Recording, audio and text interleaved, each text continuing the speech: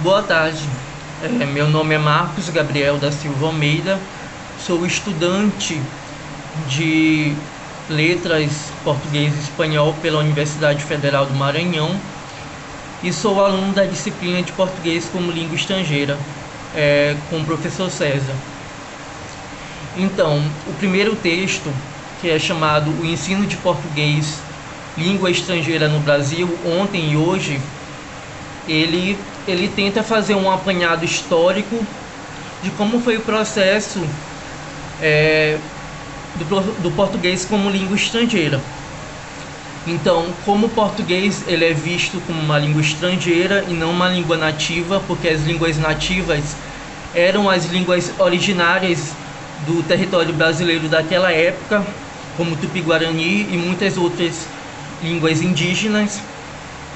De resto, o texto ele introduz todo um contexto histórico, falando desde o começo do processo do colonialismo no Brasil até momentos importantes, como por exemplo o que o Marquês de Pombal ele proíbe o Tupi-Guarani como língua oficial brasileira e coloca o português como língua padrão e oficial do Brasil.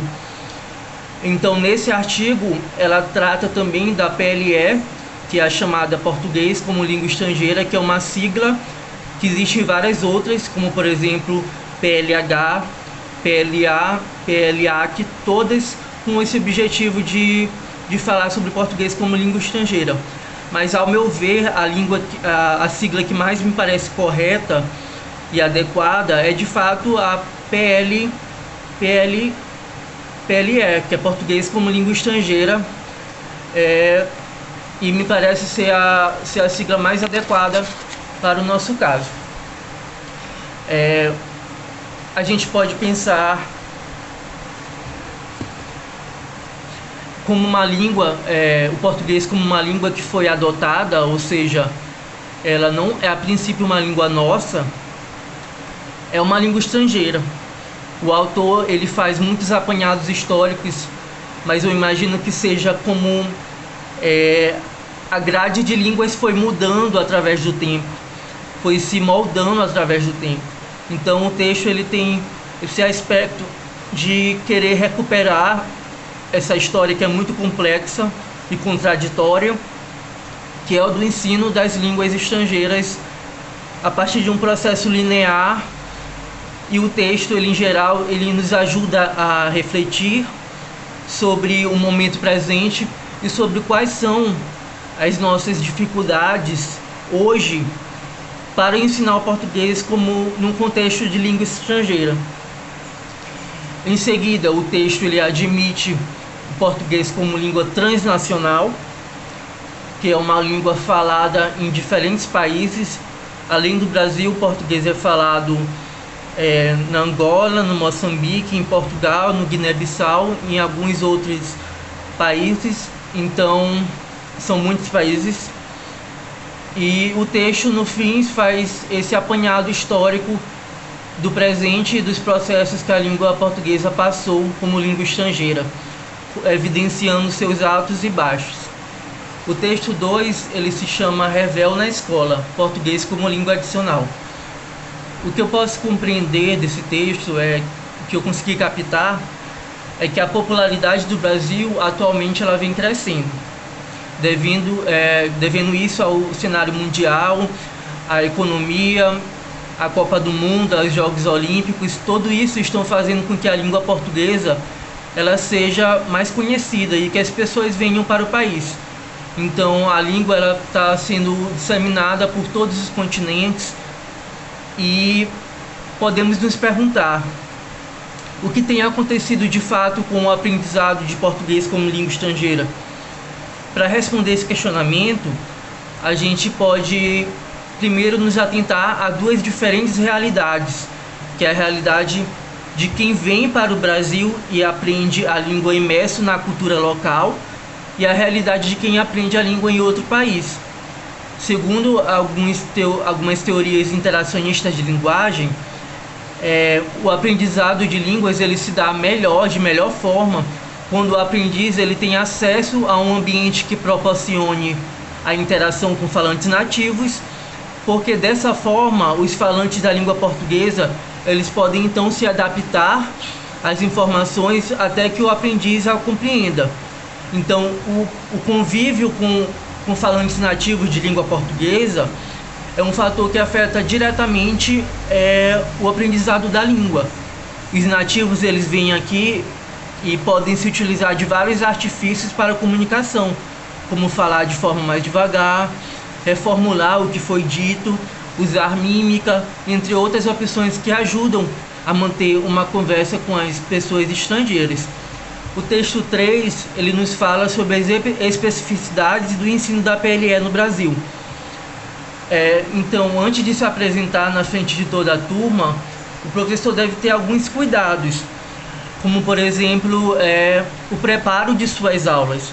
O professor ele deve levar em conta muitas coisas, como por exemplo, o nível daquele aluno, se é um nível iniciante, se é um nível intermediário ou se é um nível avançado. Ele deve levar em conta a faixa etária daquele aluno, a origem daquele aluno e também os objetivos da turma. Então, somente dessa maneira, ele vai ser capaz de avaliar de forma melhor o que ele pode fazer enquanto professor.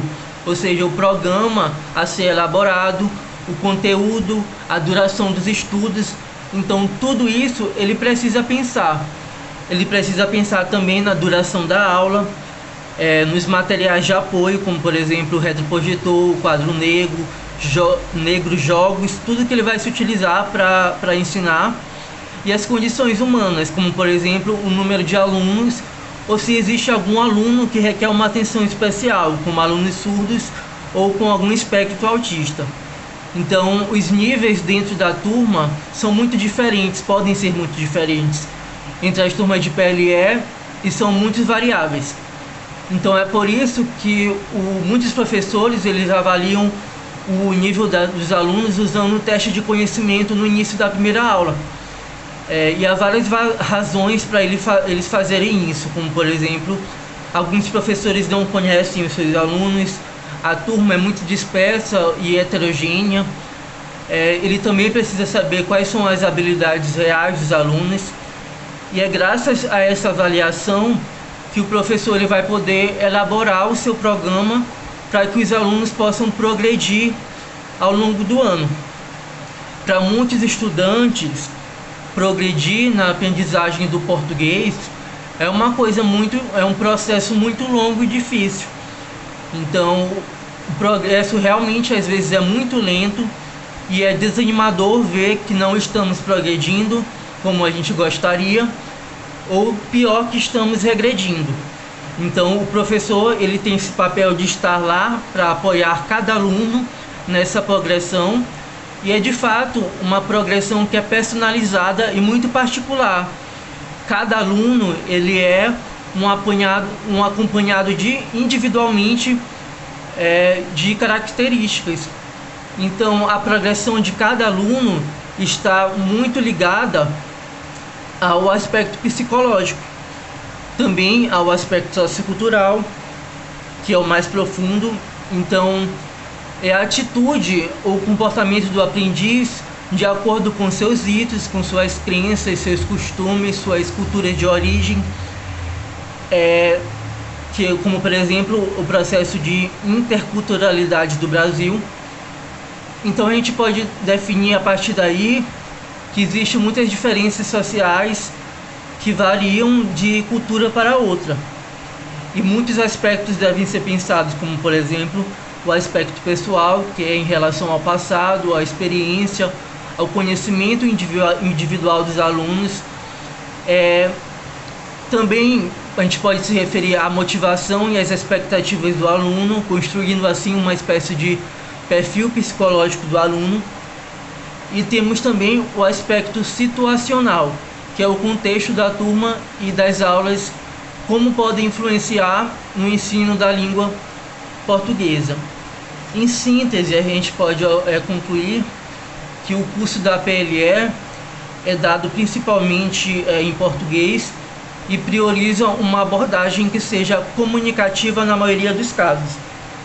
A progressão do PLE é lenta e muitas das vezes difícil, e ela depende de critérios como critérios culturais e intertextuais, mas também de curva de progressão, o que significa que cada aluno ele vai experimentar algumas fases de regressão. Então o professor ele deve estar preparado para encorajar os alunos e corrigir os seus erros de maneira inteligente.